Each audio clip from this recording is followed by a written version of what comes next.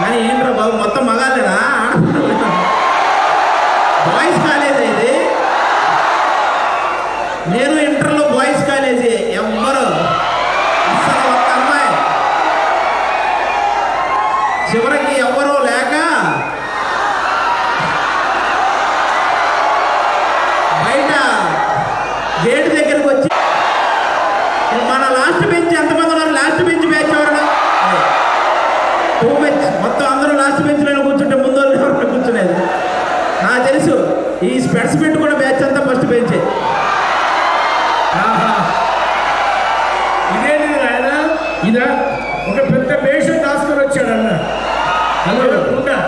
ఎవరికైతే పొట్ట పట్ట ఉండదో వాళ్ళకి గొప్పలు ఇస్తారంటారు తెలుసా? ఎవరు మీకు వర్క్ సరిపోయిందా? ఎనీహౌ పిల్లలు నిజంగా ఇక్కడ రావడం చాలా హ్యాపీగా ఉంది. ఇక్కడ రెస్పెక్టెడ్ మన పెద్దపల్లి ఎమ్మెల్యే గారు రాలిపోయే పువ్వాని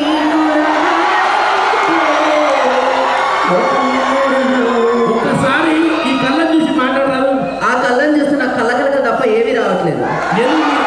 ఈ స్పందన మారదా నా గురించి? ఇంకా మంచి పాట కావాలా మీకు? ఇంకా మంచి పాట కావాలి. చెప్పాలి. అసలే రాత్రంతా నాకు నిద్ర లేదు.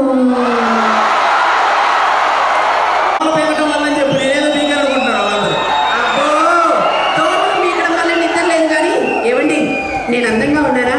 చాలా అందంగా ఉన్నారు. అంటే అన్నానంటారు కానీ ఇదిగో ముందు ఆ కిటికీకి కట్టెలు కొట్టించి తగలడు. ఆ పక్కింటి నవీన్ అదే పనిగా చూస్తున్నాడు. ఒక్కసారి వాడిని క్లియర్గా చూడండి, వాడే గుర్తిస్తాడు. మళ్ళీ నేనెందుకు? కనీసం బాత్రూమ్ డోర్ అన్న పెట్టించండి. ఆ పక్కింటి రాజమౌళి తొక్కి చూడబోయాడు. తొంగి చూడబోయాడా? చూశాడా? చూస్తే చంపేను. చూస్తే ముందు అప్పుడు ఎందుకు వాడే తెచ్చేవాళ్ళే కానీ అయినా ఇప్పుడు పుట్టింటికి వెళ్ళాల్సిన అవసరం అవుతుంది. మా నాన్న తమ్ముళ్ళు ఆ చదివి ప్రయాణం వస్తాయి అనుకుంటే గుళ్ళో పెళ్లి చేసుకొని తెచ్చా.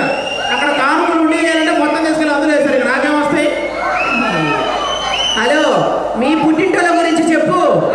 ఏమండి, నా పేరేమో కీర్తి అండి, ఈయన పేరేమో రాజు అండి. పెళ్లి పత్రికలు ఏం కొట్టిస్తారు? వదిన నువ్వే చెప్పు. చక్కగా సినిమా నవ్వుతున్నావు. మేము పైనుంచి దూకితే కాస్త ఎక్కువ నవ్వుతాం. దోకనే మీకు దండం పెడతా.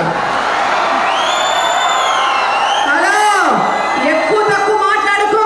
నేను పక్కింటి సునీత ఇంటికి వస్తే ఏమన్నావు నువ్వు?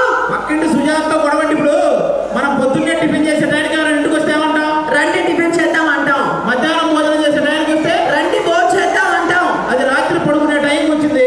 రండి.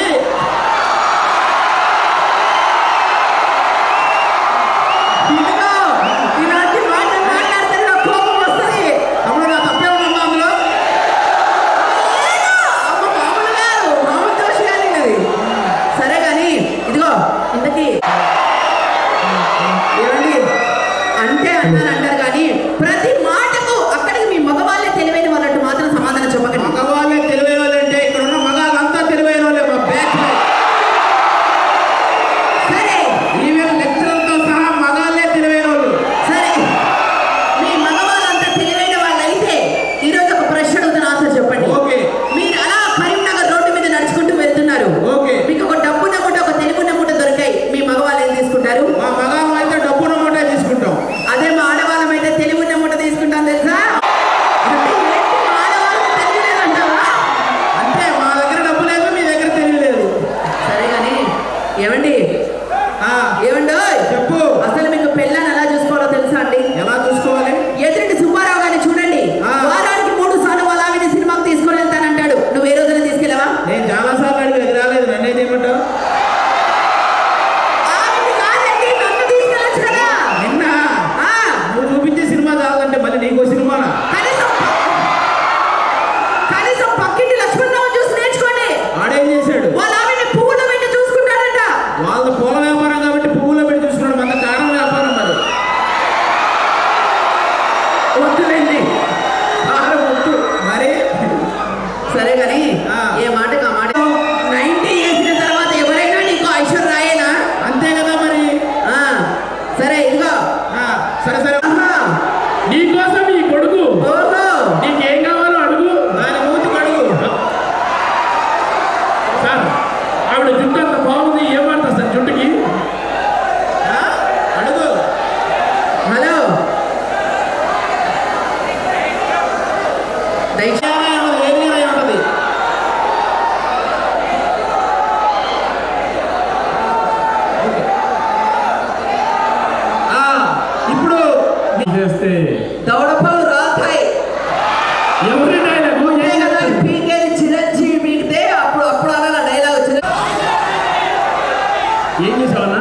మహేష్ బాబు నేను వస్తుంది ప్రకాశ్ అయితే మహేష్ బాబు ఎక్కడ వచ్చారు సార్? కాదు నేను యాక్చువల్గా ఈ కాలేజ్లో నాకు జాబ్ వచ్చిందబ్బా. ఏంటి ఈ కాలేజ్ నీకు జాబ్ వచ్చిందా? నాకు జాబ్ వచ్చింది. జాబ్ వచ్చినప్పుడు నాకు దీంట్లో మీకు యాంకరా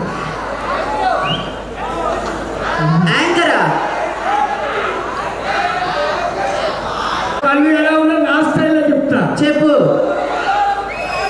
నీ కళ్ళు నాగిని పారు అబ్బా, నా మనసేమో అందుట్లో పొయ్యేటి బీరు, దాన్ని ఓపెన్ చేస్తే ఉంటుంది జోరు, సన్ను మంది నా ప్రాణమే, మందు తప్ప నాకి కళ్ళు కానీ లేకుండా చేసాయిలే,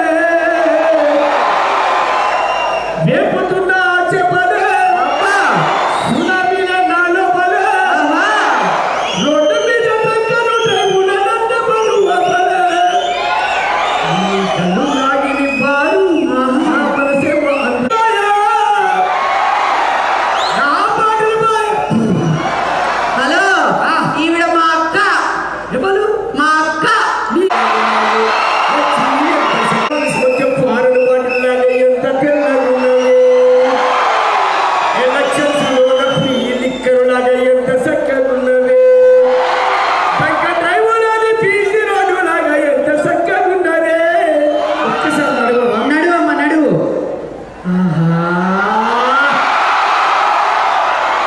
రెండు కాళ్ళ పెట్టుకో నువ్వు, కడుపు చల్ల దూకేసినావు, దాకా తిప్పించినావే, లెక్కలేని తిక్కువు నువ్వు. ఇవరికి ఒక చుట్టుపక్కల ఉండను, సెంటర్లో ఉంటా.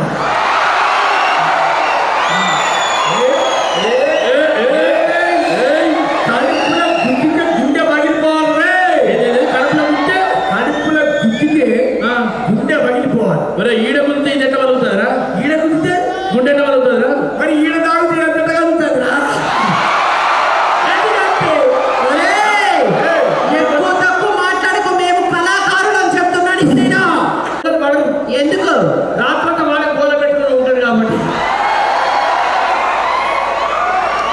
ఒకవేళ దొంగల పంట మార్గాన్ని ఏం తీసుకోలేదు, ఎందుకు తీసుకోవాలని తీసుకోవచ్చు. ఉన్నాయి మొత్తం వాడి అమ్ముకొని తాగుతాడు కదా. సంసారం మధ్యాహ్నం తాగి కదా డబ్బులు తడగాల. ఏం తాగా? ఏం దాకా? ఏ కారణం ఎవరో సంబంధం పోనీ ఎక్కమా. తాత మా ఇక్కడ వరకే ఉన్నాయి ఈ వ్యక్తి.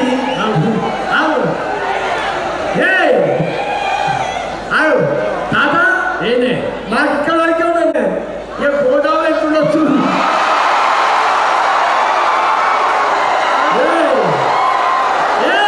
ఏం మాట్లాడుతున్నారు? మరి టికెట్గా పెట్టుకోవద్దా?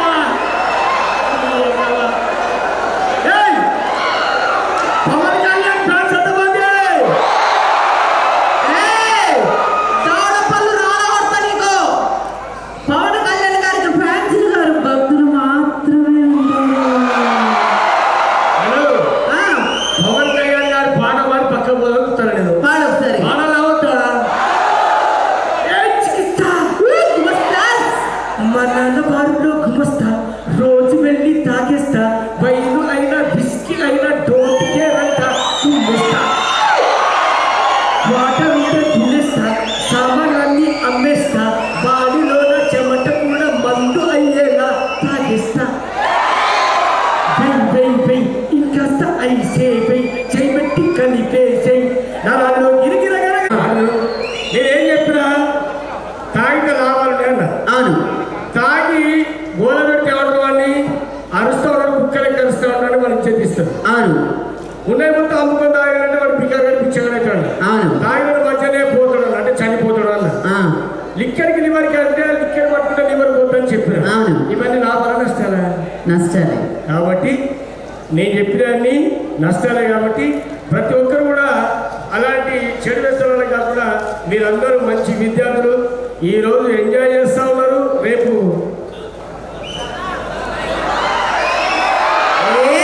అంటే అనేది లైఫ్ స్టైల్.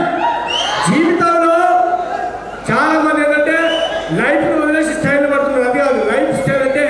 మీ మీ జీవితం విధానం అంటే ఒక మంచి మార్గంలో ఒక స్టైలిష్గా మారాలి, లైఫ్ అనేది ఒక స్టైల్గా ఉండాలి, మీరందరూ బాగుండాలి. Thank you.